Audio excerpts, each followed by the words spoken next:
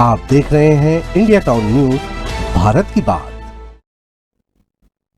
नमस्कार, आप देख रहे हैं इंडिया टाउन न्यूज और मैं हूं आपके साथ सुधीर मिश्रा। स्वागत है आपका हमारे खास बुलेटिन राजधानी सरकारधानी में, जहां हम आपको छत्तीसगढ़ की महत्वपूर्ण खबरों से रूबरू कराएंगे। तो चलिए बुलेटिन की शुरुआत करते हैं, लेकिन उससे पहले एक नजर आज की हेडलाइंस पर। अंतरिक्ष यात्री के रूप में चुना गया छत्तीसगढ़ का युवक, पूरे विश्व में रोशन होगा प्रदेश का नाम। निजी एरोस्पेस क्षेत्र में एक महत्वपूर्ण उपलब्धि। 23 निलंबित आबकारी अफसरों की जमानत खारिज, कोर्ट ने रैकेट में पाई संलिप्तता, 20 अगस्त को पेश होने के आदेश। मुंगेली में निसंतानता शिविर का आयोजन, महिलाओं के लिए IVF काउंसलिंग, उम्मीद की किरण बनी चिकित्सा तकनीक। शूटर अभिनव बिंद्रा पहुंचे रायपुर, CG के खिलाड़ियों को सिखाएंगे ओलंपिक में जाने के गुर। CM साय से मिले, सेंटर शुरू करने पर हुई बात। 57,000 शिक्षक भर्ती की मांग, D.Ed B.Ed डिग्रीधारी करेंगे प्रदर्शन, छपवाया अनोखा वैवाहिक आमंत्रण पत्र। अब खबरें विस्तार से। टाइटन स्पेस इंडस्ट्री ने अपने पहले मिशन के लिए भारतीय मूल के एरोस्पेस और मैकेनिकल इंजीनियर राजशेखर पैरी को अंतरिक्ष यात्री के रूप में चुना है। राजशेखर वर्तमान में ऑर्बिटोलॉकर में प्रोजेक्ट मैनेजर इंजीनियरिंग के पद पर कार्यरत है। राजशेखर पैरी का जन्म बिलासपुर में हुआ है और वहीं से उन्होंने प्राथमिक शिक्षा शुरू करने के बाद 5वीं से 10वीं तक की शिक्षा Oxford public school, Pindar road से प्राप्त की थी। आपको बता दें कि टाइटन स्पेस इंडस्ट्रीज एक आधुनिक अंतरिक्ष अन्वेषण कंपनी है। कंपनी का लक्ष्य पृथ्वी से परे मानव उपस्थिति का विस्तार करना है। राजशेखर का चयन उनकी एरोस्पेस नवाचार और वास्तविक समय के अंतरिक्ष यात्री प्रशिक्षण में विशेषज्ञता के आधार पर किया गया है। चयन प्रक्रिया में नकली चंद्र मिशन में भागीदारी और एनालॉग आवासों में नेतृत्व क्षमता का प्रदर्शन शामिल था।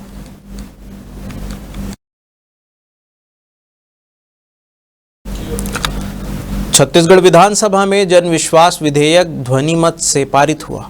इस विधेयक में छत्तीसगढ़ राज्य के नगरीय प्रशासन विभाग और छत्तीसगढ़ सहकारिता सोसाइटी अधिनियम से संबंधित 8 अधिनियमों के 163 प्रावधानों में बदलाव किया गया है। अब ऐसे मामलों में केवल प्रशासकीय जुर्माना लगेगा, जिससे व्यापार व्यवसाय में आसानी होगी। विधेयक में छत्तीसगढ़ आबकारी अधिनियम 1915 के प्रावधान में भी संशोधन किया गया है। सरकार के इस फैसले पर पूर्व डिप्टी CM TS सिंहदेव का बड़ा बयान सामने आया है।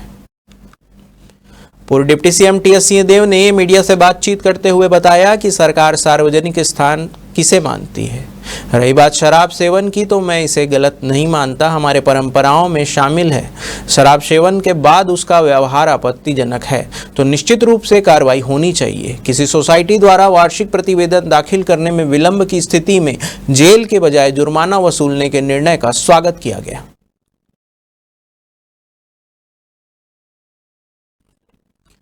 छत्तीसगढ़ में बहुचर्चित शराब घोटाले की जांच के सिलसिले में एक बड़ी कार्रवाई सामने आई है। EOW की विशेष अदालत ने घोटाले में आरोपी 23 निलंबित आबकारी अधिकारियों की अग्रिम जमानत याचिकाएं खारिज कर दी है। कोर्ट ने दोनों पक्षों की दलीलें सुनने के बाद यह फैसला सुनाया। अदालत ने कहा है कि भाग 20 शराब बिक्री रैकेट में इन अधिकारियों की प्रत्यक्ष संलिप्तता सामने आई है, जिसके आधार पर उन्हें अग्रिम राहत देना उचित नहीं है। इस घोटाले में कुल 29 आबकारी अधिकारियों को संदेह के घेरे में लिया गया। विशेष अदालत ने सभी 29 अधिकारियों को आगामी 20 अगस्त को व्यक्तिगत रूप से पेश होने का नोटिस जारी किया है। अगर वे तय तारीख पर पेश नहीं होते तो उनके खिलाफ सख्त से सख्त कार्रवाई की जा सकती है। बता दें कि छत्तीसगढ़ में यह शराब घोटाला राज्य के आबकारी विभाग के अधिकारियों और कुछ निजी शराब माफियाओं की मिलीभगत से संचालित एक बड़े रैकेट का हिस्सा बताया जा रहा है, जिसमें करोड़ों रुपए की अवैध लेन देन और शराब से बिक्री से जुड़ी सबूत सामने आए।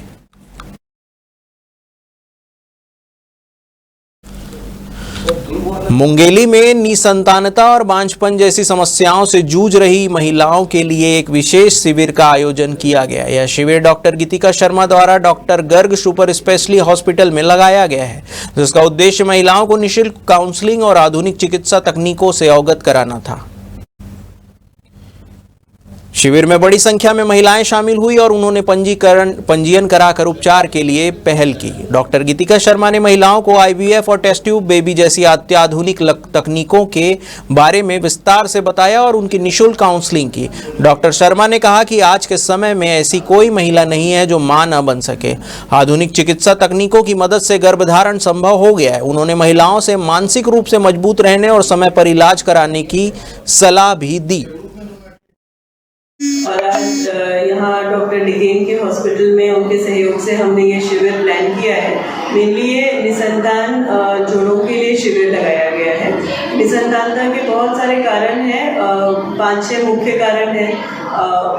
ज़्यादातर पेशेंट्स को उनके बारे में नॉलेज नहीं रहता है, तो हमने मेनली ये शिविर इसीलिए लगाया है कि जो उनके टेस्ट नहीं हुए हैं उनको उनके टेस्ट कराने में मदद कर सके, और अगर उनकी जांचें हो गई हैं तो उनको इलाज में मदद कर सके और वो जल्द से जल्द प्रेगनेंसी का लाभ उठा सकें। दूर दूर से लोग पहुँचे हैं, तो कैसा रिस्पॉन्स तो बहुत अच्छा है और डॉक्टर डिकेन की मेहनत है, उन्होंने भी बहुत हेल्प किया हमें, तो रिस्पॉन्स काफ़ी अच्छा है और काफ़ी ऐसे जोड़े यहाँ पर आए हैं जिनको प्रेगनेंसी नहीं है और वो इलाज कराने में इच्छुक है। बहुत से लोग हताश। प्रेगनेंसी आज के ज़माने में सबको प्रेगनेंसी संभव है। आईवीएफ है, टेस्ट ट्यूब बेबी है, बहुत सारे ऐसे आधुनिक इलाज आ गए हैं, तो प्रेगनेंसी नहीं होने वाला ऑप्शन तो आज के ज़माने में रह नहीं गया है। बस ये है कि किसी को छोटे इलाज की ज़रूरत पड़ेगी, किसी को बड़े इलाज की, बट प्रेगनेंसी सबके लिए संभव हो सकती है। जी हाँ, मैं doctor Diken Garg, director of Garg super speciality hospital Mungeli. हमारे यहाँ आज स्त्री रोग से संबंधित एक मेगा कैंप किया गया है। इस कैंप में डॉक्टर गीतिका वर्मा मैडम है जो कि आईवीएफ स्पेशलिस्ट और स्त्री रोग विशेषज्ञ हैं। निसंतानता, बांझपन और स्त्रियों में होने वाली सभी रोगों का उपचार एवं इलाज करती हैं। वो इस कैंप का ऑर्गेनाइज़र हैं। मैडम जो है हमारे यहाँ आज कैंप में निःशुल्क ओपीडी के साथ साथ सारे हमारे मुंगेली ज़िलों में आए मरीज जो स्त्री रोग संबंधित बीमारियों से ग्रसित हैं, इन सब का इलाज एवं परामर्श कर रही हैं। यह कैंप मुंगेली ज़िले का एक बड़ा कैंप है जो कि सुप्रीम कोर्ट ने छत्तीसगढ़ सरकार को भूमि अधिग्रहण, पुनर्वास एवं पुनरीक्षण स्थापना प्राधिकरण का गठन करने का आदेश दिया। सुप्रीम कोर्ट ने इसके लिए 2 महीने का समय दिया है। ऐसा नहीं होने पर कानूनी कार्रवाई की चेतावनी भी दी गई है। सुप्रीम कोर्ट ने कहा कि प्राधिकरण का गठन और टालने लायक नहीं है। कोर्ट ने कहा है कि यह काम अगले 2 महीनों के अंदर पूरा किया जाए, नहीं तो आवश्यक कानूनी कार्रवाई की जाएगी। विशेष अनुमति याचिका की सुनवाई के बाद जस्टिस सूर्यकांत और जस्टिस जय माल्या बागची की डिवीजन बेंच ने मुख्य सचिव को यह आदेश दिया है।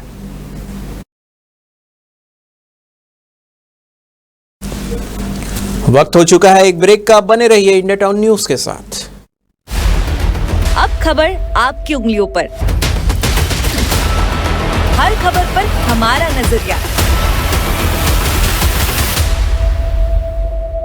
इंडिया टाउन न्यूज, भारत की बात। ब्रेक के बाद आपका स्वागत है।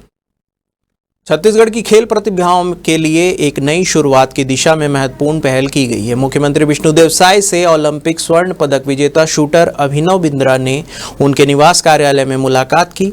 इस अवसर पर दोनों ने राज्य में Olympic value education, sports injury recovery और स्पोर्ट्स साइंस डेवलपमेंट जैसे विषयों पर विस्तृत चर्चा की। बिंद्रा ने बताया कि उनकी संस्था अभिनव बिंद्रा फाउंडेशन विभिन्न राज्यों में खिलाड़ियों के प्रशिक्षण, पुनर्वास और मूल्य शिक्षा के लिए निःशुल्क कार्यक्रम संचालित कर रही है। उन्होंने मुख्यमंत्री को अवगत कराया कि वो छत्तीसगढ़ में भी इसी तरह के कार्यक्रम शुरू करना चाहते हैं। इसके अलावा बिंद्रा ने छत्तीसगढ़ में स्पोर्ट्स साइंस प्रोग्राम शुरू करने की भी इच्छा जताई, जिससे आधुनिक तकनीक और वैज्ञानिक विधियों के माध्यम से खिलाड़ियों की प्रतिभा को और अधिक निखारा जा सकेगा।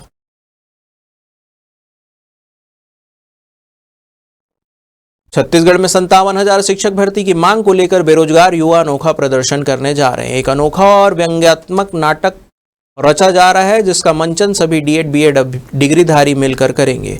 यह न कोई साधारण प्रदर्शन रहेगा बल्कि न ही कोई सड़क नाटक, बल्कि यह 57,000 शिक्षक भर्ती के विवाह का भव्य आयोजन है, जिसमें छत्तीसगढ़ के बेरोजगार युवा अपनी मांगों को वैवाहिक परंपराओं के रंग में रंग कर सरकार और समाज का ध्यान खींच रहे हैं। वैवाहिक परंपराओं के प्रतीकात्मक प्रदर्शन के साथ प्रदेश के बेरोजगार युवाओं ने सरकार की उदासीनता पर तंज कसा है। निमंत्रण पत्र बांटे गए हैं जिसमें दर्शनाभिलाषी के रूप में समस्त प्रादेशिक एवं राष्ट्रीय मीडिया को आमंत्रित किया गया है। यह प्रदर्शन न केवल सरकार के वादों की याद दिलाता है बल्कि छत्तीसगढ़ के बेरोजगार युवाओं की निराशा और आक्रोश को भी दर्शाता है।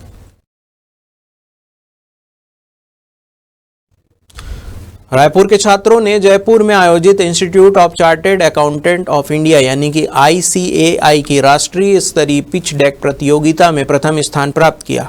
छत्तीसगढ़ की टीम ने पहली बार सेंट्रल इंडिया रीजनल काउंसिलिंग का प्रतिनिधित्व करते हुए राष्ट्रीय स्तर पर प्रथम स्थान प्राप्त किया है। सेंट्रल इंडिया रीजनल काउंसिलिंग के अंतर्गत 7 राज्यों का प्रतिनिधित्व करने वाली टीम में हरजोत सलूजा, श्याम सिंघल और रितिका जुमानी शामिल थे। टीम ने हरजोत की दिशा और सक्रिय भागीदारी में उत्कृष्ट प्रदर्शन किया। उन्होंने क्षेत्रीय स्तर पर 34 टीमों को हराया और फिर राष्ट्रीय स्तर पर 4 प्रमुख टीमों को पछाड़ते हुए यह गौरव प्राप्त किया है।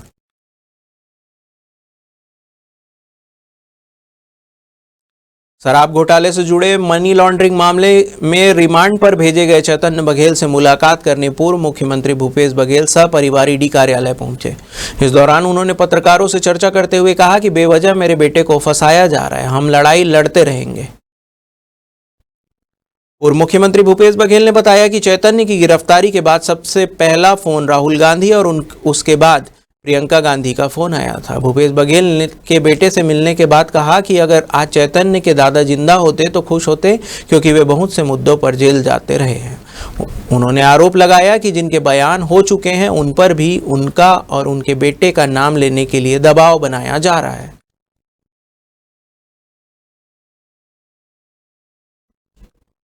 राजधानी के नवा रायपुर क्षेत्र की एक बुजुर्ग महिला को ऑनलाइन ट्रेडिंग में अधिक मुनाफे का झांसा देकर 90 लाख रुपए से अधिक की ठगी का मामला सामने आया है। पीड़िता ने राखी थाना क्षेत्र में शिकायत दर्ज कराई है जिसमें अज्ञात आरोपियों के खिलाफ FIR दर्ज कर ली गई है। पुलिस के अनुसार बुजुर्ग महिला की फेसबुक पर जारा अली खान नामक एक महिला से दोस्ती हुई थी। खुद को एक विदेशी निवेशक बताने वाली इस महिला ने शासन से समर्थन प्राप्त होने का झांसा देकर बुल मार्केट्स योर गेटवेज नामक ऑनलाइन ट्रेडिंग कंपनी में निवेश कराने को कहा।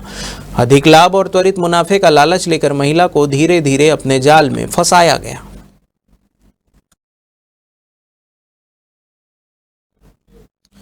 हमारे खास बुलेटिन राजधानी सरकार धानी में फिलहाल इतना ही। तमाम खबरों के लिए बने रहिए इंडिया टाउन न्यूज के साथ। नमस्कार। आप देख रहे हैं इंडिया टाउन न्यूज, भारत की बात।